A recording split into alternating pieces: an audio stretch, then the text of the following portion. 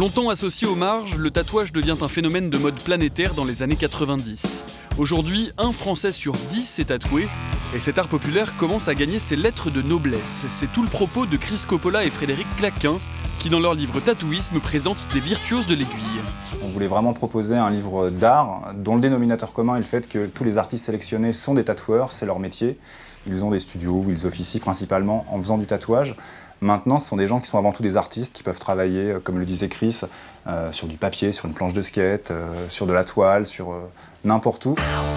Tintin est une légende du tatouage en France. Très influencé par l'esthétique japonaise et le réalisme photographique, il est l'un des premiers à faire passer le tatouage du travail de copie artisanale au geste créatif. J'ai jamais copié d'autres tatoueurs. Mais à l'époque où j'ai commencé le tatouage, j'ai pas piqué mes dessins sur des catalogues de tatoueurs comme ils faisaient tous à l'époque. J'ai plus été chercher chez les illustrateurs, les peintres, la BD, tout ça. Quand un expert va reconnaître tout de suite en un clin d'œil un Van Gogh, un Renoir, un Manet, un Monet et tous les peintres qui existent, quand un expert reconnaît un Philippe Leu ou un Tintin, je suis assez fier d'être classifié dans cela. Quand il s'est installé il y a pratiquement 30 ans, Tintin était considéré comme un paria attirant les mauvais garçons. Aujourd'hui, toutes les classes sociales convergent dans son salon et c'est même devenu chic de porter un Tintin. Plein de gens qui sont appâtés par tout ce que peuvent dégager les tatoueurs et ça ramène beaucoup de clientèle. Les tatoueurs deviennent un peu des pop stars.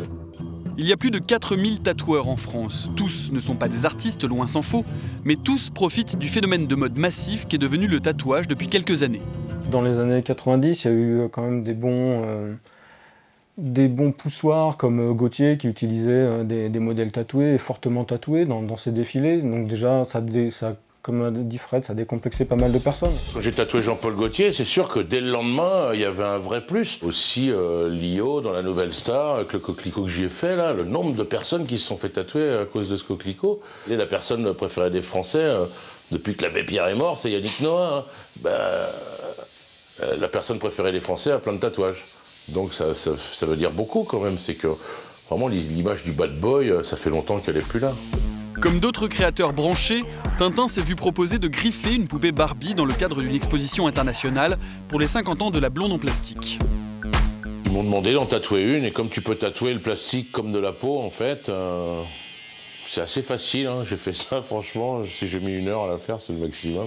Il y en avait une qui était refaite par John Galliano, l'autre par Karl Lagerfeld, par les plus grands accessoiristes de la mode, par les plus grands couturiers. C'est prestigieux, donc je l'ai fait. Michael de Poissy vit à Poissy, c'est une chose, mais part aussi régulièrement tatoué dans le monde entier. Son goût pour la peinture baroque a fait sa renommée. Après 18 ans de tatouage, il décide de prendre des cours aux Beaux-Arts et de commencer à peindre.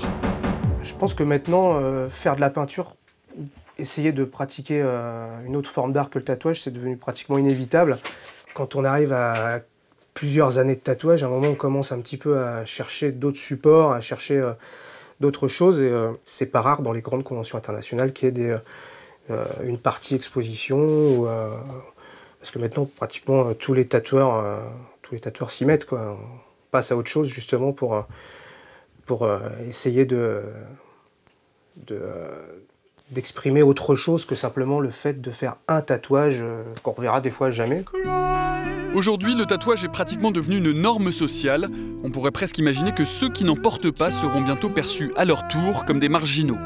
C'est cette démocratisation massive qui a poussé les tatoueurs les plus talentueux à s'exprimer ailleurs que sur des peaux humaines et à vendre leurs œuvres dans des galeries d'art contemporain en Europe et aux États-Unis.